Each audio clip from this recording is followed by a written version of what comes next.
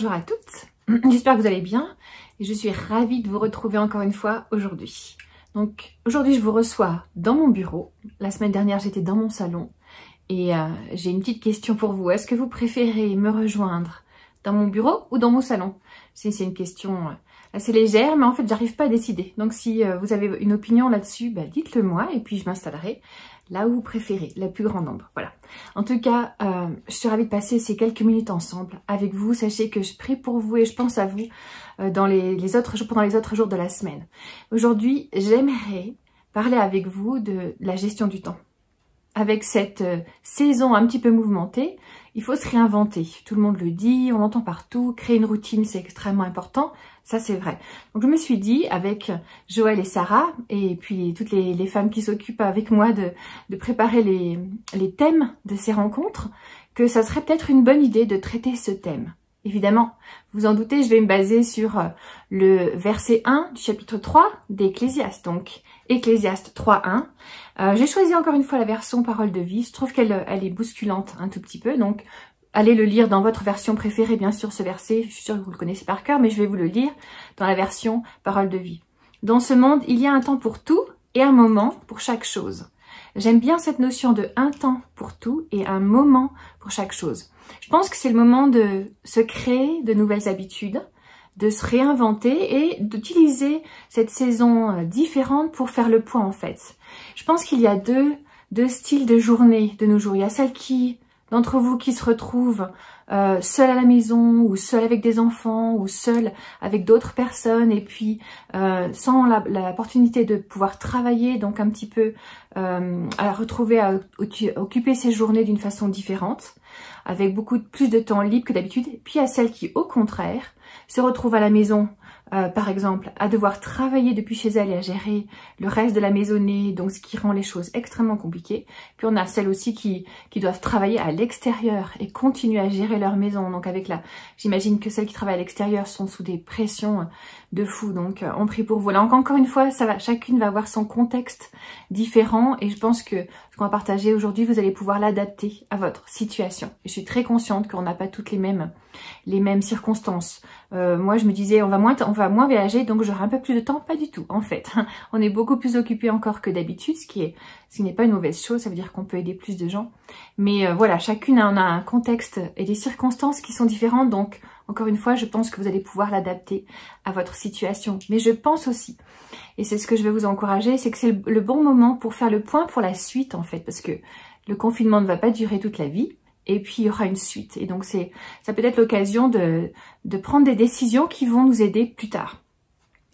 La première chose, ça serait peut-être d'évaluer ce qui existe en fait. Quel est votre sentiment à la fin de la journée? Est-ce que vous vous dites, il n'y a pas assez d'heures dans la journée, je cours et j'ai pas réussi à tout faire? C'est souvent ce que j'entends. Hein. Moi, j'entends souvent des femmes qui souffrent du fait que leur journée ressemble à... c'est de la folie. Et puis, elles défilent. On a l'impression qu'on n'a pas eu le temps de tout faire. Et ça crée des frustrations et les listes se rallongent et on reporte. Et ça crée vraiment un sentiment d'échec, en fait, à l'intérieur de nous. Donc, on va faire un petit point. Je vais vous aider avec ça. Ça fera partie des défis. On va faire un petit point sur ce qui existe aujourd'hui. En tout cas, moi, ce que je me dis à chaque fois, c'est que Dieu ne s'est pas trompé en nous créant avec des journées à vivre de 24 heures, dont au minimum 8 heures. Encore une fois, on n'est pas tout égal, on n'est pas tous égaux devant le nombre d'heures de sommeil. Eric, il a besoin de 5 à 6 heures, moi plutôt 8. C'est lui qui gagne le plus. Hein. On dort plutôt moins de 8 heures que 8 heures, mais bon. Donc, on n'a pas tous le même besoin, mais dans les 24 heures, il y a le temps de sommeil qui est indispensable et que Dieu a voulu. Et puis, il y a aussi la journée de repos dans la semaine. Et puis, il y a tout ce qui est sous notre responsabilité, etc. En fonction des priorités que Dieu a mises dans nos vies.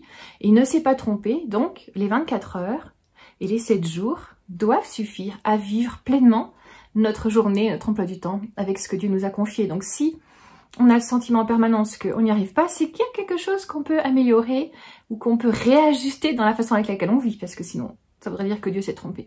Donc oui, c'est possible. Il faut pas oublier que quand on... c'est une image qui m'aide aussi, hein, je vous donne mes petits trucs, hein, mesdames. Quand on conduit, il faut regarder l'endroit où on va. J'ai fait du cheval quand j'étais jeune et c'était quelque chose que nos moniteurs nous disaient tout le temps. Regarde là où tu veux conduire ton cheval. Il paraît qu'en ski, c'est la même chose. Si tu regardes l'arbre, tu finis dans l'arbre. Bref, vous voyez l'idée. C'est vraiment important de savoir où l'on veut aller pour pouvoir y aller. Et ne pas regarder que les choses que l'on n'arrive pas à faire, mais aussi les choses que l'on arrive à faire. D'où la nécessité de faire le point sur ce qui existe en fait. Je pense qu'il est important aussi de reconnaître sa saison. On n'est pas toutes dans la même saison de vie. Quand mes enfants étaient tous petits, qu'ils étaient tous bébés, je peux vous assurer que mon temps avec Dieu ne ressemblait pas à ce que j'ai aujourd'hui, parce que la durée, les minutes que j'avais, je dis minutes que j'avais, quand ils étaient tous petits, étaient précieuses et difficiles à trouver dans la journée. Et donc j'avais dû réinventer à cette époque-là ma relation avec Dieu. Et c'est vrai que notre façon de gérer le temps évolue en fonction de la saison dans laquelle on est. Donc il va être important de reconnaître la saison de votre vie en fait. Où est-ce que vous en êtes dans votre cheminement? Et puis, une autre chose qui est importante aussi, c'est reconnaître ce que Dieu attend de nous. Par exemple, dans la relation avec lui, il n'attend pas une religion ou le fait de suivre un protocole qui va nous mettre une pression de fou, mais une relation avec nous. Donc la relation va prendre des formats différents, des formes différentes et un goût différent selon la saison dans laquelle on est, ce qu'il attend de nous, comment l'état de notre cœur aussi, mais c'est une relation qu'il veut. Et puis dans la façon avec laquelle on gère notre temps aussi, il attend de nous que l'on prenne soin de notre relation avec lui, de nous-mêmes, de notre conjoint si on est marié, de nos enfants, si on en a, et puis du reste qui vient après. Donc il y a aussi un ordre, et vous nous connaissez, vous nous avez entendu en parler 1 million de fois, mais il y a aussi un ordre dans lequel le Seigneur veut qu'on s'occupe des choses. Donc c'est important de faire le point sur ce qu'il attend de nous et ce qu'il veut de nous aujourd'hui. Et puis l'autre chose, il est important de se fixer des objectifs réalistes aussi. Parce que si la liste que vous faites pour la journée, pour la semaine, elle est exponentielle, elle ne s'arrête jamais, ben en fait, vous mettez devant un échec assuré. Avoir des objectifs réalistes permet d'avoir un sentiment de satisfaction à la fin de la journée. Moi, j'ai une liste de choses à faire. Je sais très bien qu'elles ne seront pas faites dans la journée. Et donc, je vais mettre en priorité ce qui ne peut pas attendre demain, ce qui doit être fait aujourd'hui, par exemple. Et puis, je vais essayer d'étaler dans le temps ce qui peut être un petit peu décalé, en fait, tout simplement parce que chaque jour suffit sa peine. Et puis, il y a un temps pour toutes choses et un moment pour toutes choses. C'est important de se poser, de réfléchir. Donc, je vais vous lancer le défi de la semaine. Vous encourage. En fait, ça va se dérouler sur 2 semaines. La première semaine, j'aimerais que vous preniez un carnet et que vous notiez, sans tricher, mesdames, sans tricher, votre programme de la journée. Qu'est-ce que vous faites? Comment vous avez organisé votre journée? Donc en fait, pas ce que vous voulez faire, mais à la fin de la journée, qu'est-ce que vous avez réussi à faire? Ce que vous avez réussi à mettre en place. Notez sans tricher tout. Inclus les temps de pause, etc., les préparations des repas, enfin, etc. Notez vraiment de façon systématique, pendant 1 semaine, tous les jours. Ça va vous permettre de faire le point.